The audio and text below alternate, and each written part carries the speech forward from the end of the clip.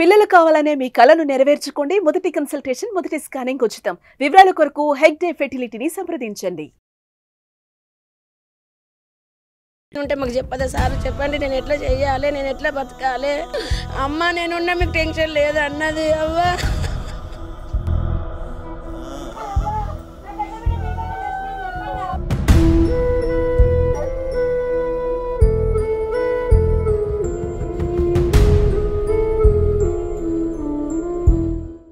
కామారెడ్డి జిల్లాలో పోలీస్ ఆఫీసర్స్కి సంబంధించిన ఆత్మహత్య ఘటన అనేది చర్చనీయాంశంగా అయింది. అసలు నిజాలు అనేటివి బయటపడతలేదు. సో నిజాలు ఎప్పుడు బయటపడతాయి అనే దానిపైన అయితే చాలామంది ఎదురు చూస్తూ ఉన్నారు. కుట్టింబీకుల వల్ల కన్నీరు మున్నీరు అవుతా ఉన్నారు. సో శృతి వల్ల కన్న తల్లి ఉన్నారు. సరే వారితో మాట్లాడడం. అమ్మ అసలు ఎప్పుడు మాట్లాడారు శృతితో? మీరు ఎప్పుడు మాట్లాడారమ్మా? బుధవారం పొద్దున్న చేసిన 9:30కు మమ్మీ 11 గంటల దాకా వస్తా మమ్మీ, మటన్ అండు మమ్మీ అంటే నా బిడ్డ అన్న అవ్వ రాయి అన్ననే అవ్వ వస్తున్నా అన్నది. నేను మళ్ళీ ఫోన్ చేయలేను మమ్మీకి. అవ్వ నా బిడ్డ వస్తుందా, నేను పని చేసుకుంటున్నా అవ్వ, నేను చేయలేను అవ్వ, నాది గదే లాస్ట్ మాట సారు, నేనేం చేయలేను ఇక. నా బిడ్డకు వాళ్ళ డాడీ చేసిండు నా అవ్వ. రాత్రి చేస్తే అమ్మ ఎక్స్ రోడ్ వచ్చిన అమ్మ మళ్ళీ నాకు బందోబస్తు పడ్డది. అమ్మ నేను మళ్ళీ పొద్దున వస్తా, మీరేం టెన్షన్ పడకుండా అన్నది. అంతే తమ్మునితో వాళ్ళ డాడీతోనే నేను పక్క మాటిని మమ్మీ నేను పొద్దున వస్తా అని చెప్పింది. ఏ టైంకి వస్తావు బేటా అని చెప్పిన. అంటే మమ్మీ 11 గంటల వరకు వచ్చేస్తా అన్నది. అంత 9:30 ఫోన్ చేసిన సార్ పొద్దున చేస్తే మమ్మీ నేను 11 వరకు ఇంటికాడ ఉంటాం మమ్మీ అని అన్నది. గదే లాస్ట్. ఇక సరే బేటా వచ్చేసే బేటా, నేను పనులు చేసుకుంటా అని చెప్పిన. ఇక ఇక్కడ బీబీపేటలో తను హెడ్ క్వార్టర్స్లలో ఉంటున్నారా లేకపోతే ఎట్లా మరి? అంటే బయట రూమ్ చూసుకొని ఉన్నది అంతే. ఏడలే వాళ్ళు కూడా చాలా మంచి వ్యక్తులు, ఇంటి ఓనర్ వాళ్ళు కూడా 3 సంవత్సరాలు అవుతుంది అక్కడ చేయబట్టి. అక్కడ బాగానే ఉంది. వాళ్ళు ఉన్నారని నేను ఎక్కువ పోలేను సార్ అక్కడికి. వాళ్ళు చాలా మంచిగా చూసుకుంటారు నా బిడ్డను.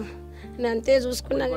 ఏది అంటే ఏం మనసులో పెట్టుకొని అమ్మాయిని తీసుకుపోయారా లేకపోతే బెదిరించారా అనేది ఖచ్చితంగా మనం మాట్లాడాలా. ఎందుకంటే అమ్మాయి ఇక్కడి వరకు వచ్చిన తర్వాత రిటర్న్ తీసుకుపోయి ఇట్లాంటి అఘాయిత్యానికి పాల్పడడం, ఇట్లా అమ్మాయిని ఇంత దారుణంగా ఇంత కొట్టిరు అనేది తెలుస్తూ ఉంది. అమ్మాయి ఒంటి పైన గాయాలు కనిపిస్తున్నట్టు ఇక్కడ కనిపించింది సారు, ఇక్కడ బ్లడ్ వచ్చింది. గంతే సార్, నేను చూడలేను ఇక. నా బిడ్డది అది ఒక్కటే కనిపించింది. నా ఎవ్వది గింతే చూసినా నాకు ఇవన్నీ తెలియదు. నా బిడ్డకి ఏం ప్రాబ్లం లేదు అన్నది. నేను చెప్పాను మమ్మీ అన్నది.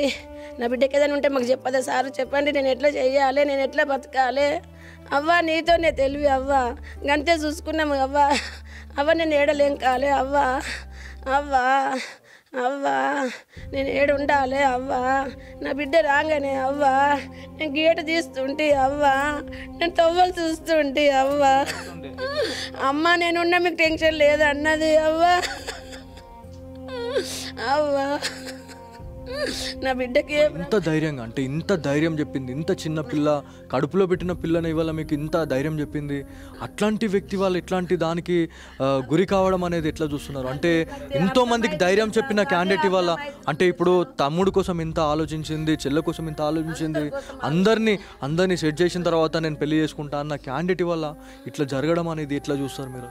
అదే సార్ నాకు అర్థమవుతలేదు సార్. ఇక అది ఎట్లా జరిగిందో అది దేవునికి తెలుసు సార్. ఇక నాకేం తెలియదు సారు, నేనేం చెప్పాలి నాని గురించి. నా బిడ్డ నాకు ధైర్యం చెప్పింది, ఇంకా వేరే వాళ్ళకి ధైర్యం చెప్పింది, కానీ ఇస్తుంటేది కాలేదు సార్ నా బిడ్డకు. ఇది ఎట్లా మీరు ఎప్పుడు ఫైనల్గా మాట్లాడారు మీరు? అంటే మొన్న మాట్లాడకుండా ఇంతకుముందు గతంలో ఎప్పుడు డైలీ ఫోన్ చేస్తా, ఒంటరి ఇంటికాడనే ఉంటా కదా సార్.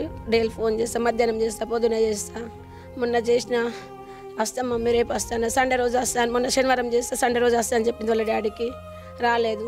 మంగళవారం వీకప్ ఉంటుంది మమ్మీ, వస్తా ఒకరోజు ఉంటా, మళ్ళీ వెళ్ళిపోతా కదా మమ్మీ అన్నది. అంతే, ఇంకేం చెప్పదు ఇక నాకు. ఇక నేను 12 అడగా నా బిడ్డను. ఆమెకు మాట్లాడంటే నేను భయపడతా. అసలు బిడ్డే నేనేం సమాధానం చెప్పాలి సార్. నేను ఇక నాకు అంతకు మించింది ఏం తెలియదు. ఇక నాకు తెలియదు నా బిడ్డ గురించి. నా బిడ్డ గిస్తుంటుందని నేను ఏమని చెప్పాలా? అలాంటి బుద్ధులే లేవు. అసలు బుద్ధులు ఉండాలనే కొట్టే బుజ్జి. ఎట్లా చెప్పాలి ఇప్పుడు? నేను ఎట్లా మాట్లాడాలి నాయన? నేను ఎట్లా? సోషల్ మీడియాలో చాలా వరకు కూడా దుష్ప్రచారం జరుగుతుందని మీరు అనుకుంటున్నారు? అంటే తప్పుడు ప్రచారం బయటకు తీసుకెళ్తున్నారు అంటున్నారు. అది చేసే వాళ్ళనే తిట్టే మనిషి అంతే. పెళ్లి కూడా చేసినాము. వాడు చెడు గుణం ఉందని వాడిని వదిలేసుకుంది, జాబ్ వదులుకోమంటే కూడా వాడిని వదిలేసుకుంది, కానీ జాబ్ వదులుకొని అన్నారు సార్. అందరి దగ్గర బంగారం లెక్క మాట సార్. ఎవరినన్నా తెలుసుకోరు నా బిడ్డ గురించి. అంతే సార్, అంతకుమించి ఏమి లేదు నా బిడ్డది. ఏం న్యాయం కావాలనుకుంటున్నారు ఇప్పుడు? ఎవరైతే ఇద్దరు అంటే ఇక్కడ ఎవరైతే అదే ఎవరైతే శృతిని చంపేశారా లేకపోతే చంపేసి ఆత్మహత్యగా చిత్రీకరించారా అనేది అంత పక్కన పెడితే మాత్రం ఇద్దరు కూడా వాళ్ళు ప్రాణాలతో లేరు. సో ఎవరైతే ముగ్గురు కూడా ఇప్పుడు శృతితో పాటు వాళ్ళిద్దరు కూడా చనిపోవడం జరిగింది. కాకపోతే ఇంకా ఎవరైనా ఉండి వీళ్ళని తోసేశారా లేకపోతే వాళ్ళని అందరినీ రంపించి వాళ్ళ ముగ్గురిని రప్పించి ఏమైనా చేశారా అన్నట్టుగా కూడా కొంత డౌట్ అనేది ఉందమ్మా. అట్లాంటి ఏమైనా ఉందా అంటే అమ్మాయి గురించి? అంటే శృతి మీతో ఎప్పుడైనా మాట్లాడినప్పుడు ఎస్ఐతో నాకు అంటే కొంత టార్చర్ ఉంది లేకపోతే ఈ సంబంధిత ఎవరైతే ఒక క్యాండిడేట్ ఎవరైతే ఉన్నాడో ఆయన గురించి కూడా ఎప్పుడైనా ఏమైనా మాట్లాడారా? చెప్పలేదు సార్, ఏం చెప్పలే. మా సార్ బిక్నూర్కి మారిండు మమ్మీ, బీపేట్లో చేసిండు సారు, బిక్నూర్కి ట్రాన్స్ఫర్ అయ్యిండు మమ్మీ, చాలా మంచి వ్యక్తి మమ్మీ అని చెప్పింది అంతే. ఆ సారు గురించి కూడా ఒక్కరోజు కూడా చెడు చెప్పలేదు, చెడు చేయలేడట నా బిడ్డకు కూడా. చాలా మంచి సార్, మంచి అమ్మ అని ఇదే మాట చెప్పింది సార్ నా బిడ్డకి అంతే.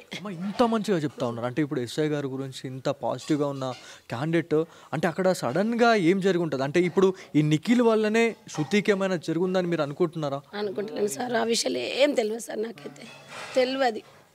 ఇంత మంచిగా అంటే ఇప్పుడు నిఖిల్ మంచిగానే ఉన్నాడు, సాయి కుమార్ అనే క్యాండిడేట్ కూడా మంచి వ్యక్తి అని చెప్పి మీరు చెప్తా ఉన్నారు. అంటే మరి ఎక్కడ ఏం జరిగింది, అసలు ఏం జరిగింది అనేది అర్థమైతలేదు సార్. అదే ఒకటే అర్థమైతలేదు, అదే మిస్టేక్ ఉంది సార్ నాకు, అదే అర్థం అయితలేదు.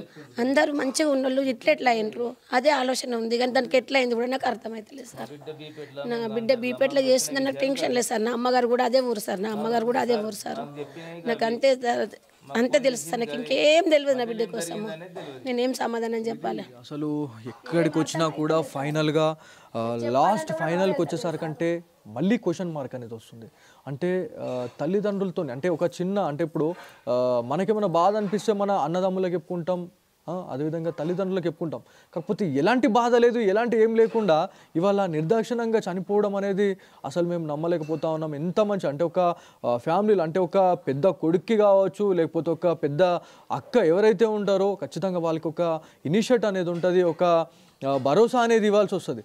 సో అందరినీ కూడా మనసులో పెట్టుకొని తమ్ముడు గురించి ఆలోచించింది, చెల్ల గురించి ఆలోచించింది, కానీ ఫైనల్గా తనే వల్ల లేకపోవడం అనేది జీర్ణించుకోలేకపోతున్నామని చెప్పి చెప్తా ఉన్నారు. సోషల్ మీడియా వేదికగా చాలా వరకు కూడా న్యూస్ అనేది వైరల్ అవుతూ ఉన్నాయి, దుష్ప్రచారం జరుగుతూ ఉంది, అమ్మాయి గురించి బ్యాడ్గా పోర్ట్రే చేస్తూ ఉన్నారు. ఇదంతా కూడా తప్పు. ఇది ఎందుకంటే ఇవాళ తిరిగి రాని లోకాలకు వెళ్ళిపోయింది. అట్లాంటి క్యాండిడేట్ని కూడా ఇవాళ తన్ని మనశ్శాంతిగా ఉంచలేకపోతా ఉన్నామంటే మనం ఇవాళ ఎట్లాంటి సమాజంలో ఉన్నామన్నట్టుగా వాళ్ళు చెప్తా ఉన్నారు. సో ఏదేమైనప్పటికీ ఒక ప్రాపర్ ఇన్వెస్టిగేషన్ అనేది కావాలా, మరి ఉన్నతాధికారులు మరి దీనిపైన ఎలాంటి క్లారిటీ ఇస్తారో అనే దానిపైన అయితే చాలామంది ఎదురు చూస్తూ ఉన్నారు. అంటే ఒక చిన్న అంటే పోలీస్ అధికారుల గురించి మనం మాట్లాడుకుంటే ఒక తప్పు చేస్తేనే మీరు ఇట్లా చేయొద్దు అనే క్యాండిడేట్ల ఇవాళ అట్లాంటి తప్పు ఎలా చేస్తారు అని చెప్పేసి కూడా ఇవాళ కుటుంబీకులు వాళ్ళు గట్టిగా మాట్లాడుతూ ఉన్నారు. కాకపోతే ఈ రాంగ్ పోర్ట్రే అనేది ఖచ్చితంగా ఆపాలి అని చెప్పేసి శృతి కుటుంబీకులు అయితే చెప్తా ఉన్నారు. ఆ రోజు కూడా చాలా వరకు కూడా ఏదైతే మార్చురీ దగ్గర కూడా కొంత ఇబ్బందులు అనేవి జరిగినాయి. ఎవరైతే శృతి ఫ్యామిలీ మీడియా పైన కూడా కొంత అరవడం జరిగింది. ఎందుకంటే ఇట్లాంటి బ్యాడ్ పోర్ట్రే అనేది బయటకు పోయింది కాబట్టి వాళ్ళు అంటే వాళ్ళపైన దురుసుగా మాట్లాడినాం అన్నట్టుగా వాళ్ళు చెప్తా ఉన్నారు. సో ఇదంతా కూడా చూస్తే ఖచ్చితంగా ఇది ఆత్మహత్య కాదు, 100% హత్యగానే పరిగణించాలని చెప్పేసి శృతి కుటుంబీకులు అయితే చెప్తా ఉన్నారు. సో ఇది ఇక్కడ ఉన్న తాజా పరిస్థితి. కెమెరా పర్సన్ కార్తిక్తో బాలు, సుమన్ టీవీ, గాంధారి నుంచి.